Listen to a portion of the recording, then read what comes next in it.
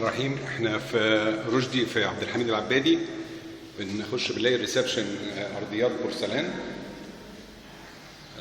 مساحته حوالي 12 متر في 5 متر.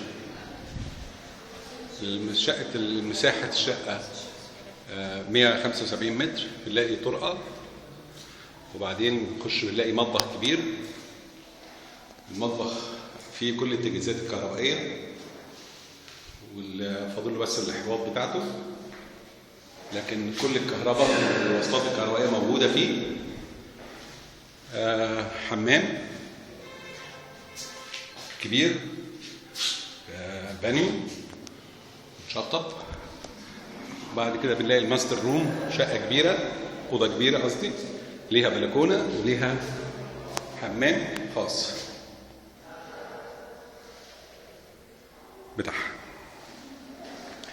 بعد كده بنلاقي اوضتين، كل الوصلات الكهربائيه بتاعت التكييفات والحاجات ديت موجوده في الشقه. بنخش هنا بنلاقي اوضتين، كل اوضه ليها بلكونه صغيره، والشقه معمول لها PDF عشان الصوت والاتربه. ودي الاوضه الثانيه، برضو نفس الحكايه، ليها بلكونه. فالثلاث اوض نوم ليهم 3 بلكونات. دي لها بلكونه كبيره شويه، بصه بفيو قبلي.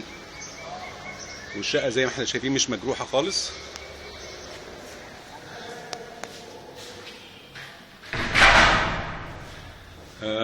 شقه 174 متر، شارع عبد الحميد العبادي، رشدي، مطلوبه للبيع فقط.